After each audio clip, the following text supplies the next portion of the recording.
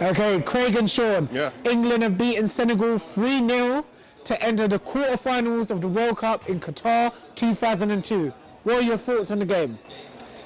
I'm thinking, really positive performance, and do you know what? Like, a lot of people were negative about some of the group stage games, like the USA one, and at the end of the day, we're unbeaten and we're top of the group, and that's a lot more to say than some of the other big teams in the group. So yeah, positive thing all round, really.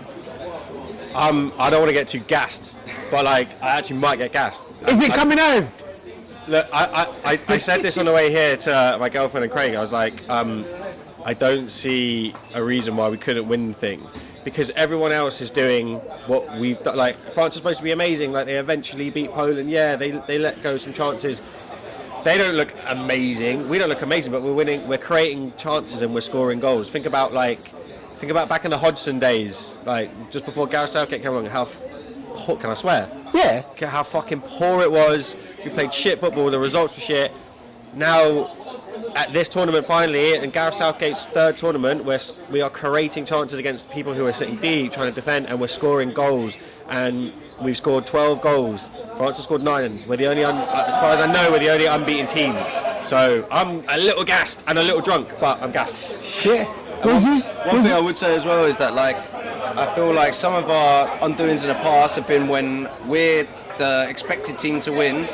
We're the underdogs against France. They ain't that good. They ain't as good as they have been in previous years, and there've been a few upsets already in this tournament. So, do you know what? Southgate's clever about it. If we're, anything can happen in the quarterfinals. So, yeah, I'm not getting carried away, but why wouldn't you be quietly optimistic? Like, you're going into a quarterfinal. How would you sum up this performance today? A lot of people were umming and ahhing regarding the lineup that Southgate put up. No Rashford, who scored 2 goals. Henderson was allowed to stay in the squad. He actually scored, which I don't think anyone predicted. But what did you think of the lineup when you first saw it? I think Southgate's smart.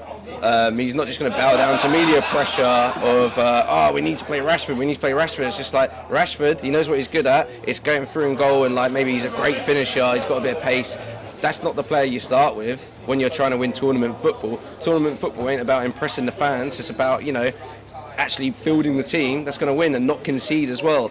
Another smart thing he did was that trio in midfield is very difficult to get in behind, and they control the game really well. It's got a good balance, right? He's got a good balance, and those 3 players, whilst all very physical, experienced, minus Bellingham is amazing, but they also, all 3 of them, you look at Rice for West Ham, he can go forward, he can do things. So can Bellingham, he's proven that. So can Henderson for Liverpool, he's proven that. So that's a really interesting 3 that I don't think we've seen before in England. That light is bright in an England team before. We haven't seen it before. I don't know what you think about that, but I just have to echo what Craig said, really, and just to add is, like, I think we get so hung up on who should be starting, and like the media and the pundits are just so like, why is Foden not playing? Foden should be playing. No. Like, if we win football matches, like, I don't care. And also, you can do, I don't even know how many changes you can do, but you can do at least 5, I think it's 5 changes. Subs. Yeah, 5 subs, right? 5 subs now. You can change the game when you want, bro. Like, in the 70th minute, you can change half the outfield team and switch it up. You can change the full dynamics of the game. If it is going more, if it isn't, like, exactly. You can change it, like, you can do that.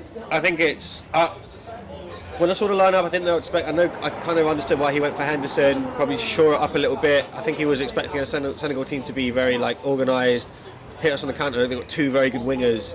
So the other thing is, you know what? Know your weaknesses. One of our weaknesses is, as everyone's spoken about, is our defence. Like, look at Maguire. He's okay. Hopefully, Slabhead scores a goal or 2 for us. But like, he's not like as he was last tournament. He's not at his best. So protect that defence. Use a good free midfield. You just spoke about the defence. We've got France coming up next, arguably against the best player on the planet right now, Mbappe. How do you think our defence will go against the likes of Mbappe, Dembele, players with a lot of pace, a lot of mobility, as well as Giroud, who is possibly the best number 9 in this tournament right now? Most handsome as well. Like, Jesus Christ, look at the statement. Share your love, mate. Share your love. He's Arsenal, I'm Chelsea, and he's played for both of us, so we love him. Handsome French bloke. Yeah.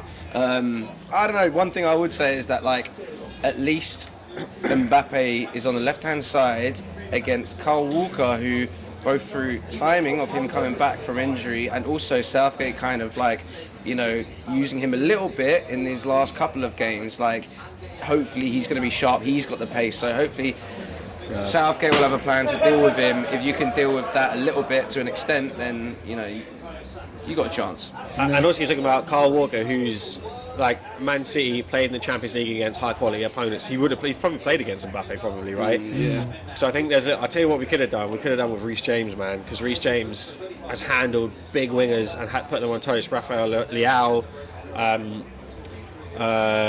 Vinicius, like that's the only two I can think of. But like he had them on toast, so it's a shame he's not here. But I think maybe we'll switch. Kyle Walker's not a bad substitute. No, not at all, man. And I think he's more experienced.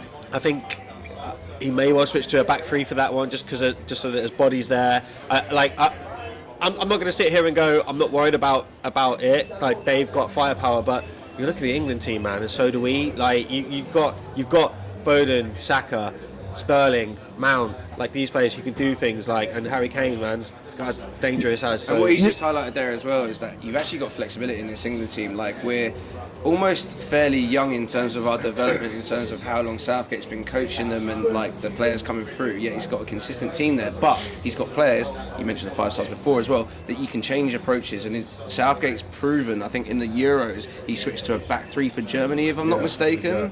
And like, he's shown that for different opponents, you can switch it up and still be a really effective team. Some of the other teams in this tournament, especially the lesser teams, they're like, okay, well, this is what we do. Maybe it's a low block or something like that. This is what we do best, and that's all we can do. Guns. If that doesn't work, they're fucked. There's no plan B. But we do have a few options at our disposal, and that actually is a threat in itself. Like, you also mentioned Harry Kane. Yeah.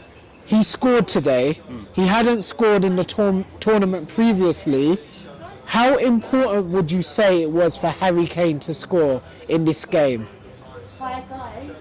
I would say it's important in the sense that like people get on his back and he'll get in his own mind about not scoring for a while. But I think his role in the England team is not too dissimilar to the Tottenham side, where he's probably looking at creating more than anything nowadays. Plays that kind of weird, not weird false nine, but he loves dropping deep, man. The guy is sometimes at the half. It's like a 9.5, right? Yeah, that's what the old Sturridge thing, right? Yeah. So I suppose it's it's important, but slightly not important at the same time, because we're kind of expecting them to do other things. And then you've got Saka scoring, midfielders are scoring. If you can share the goals around, man, I'm happy with that, man. Kane can go the whole rest of the tournament without scoring, as long as we score and win every match. Yeah. What Sean says, right, and also one of the things that I think we get lost in the media hype, the media sensation, some stupid ass taglines like, we should play Phil Foden, that will just change everything. And yeah, he played well tonight, but like, that's not just the be all and end all solution. Would you have started Phil Foden? Yeah, I mean, obviously worked really well.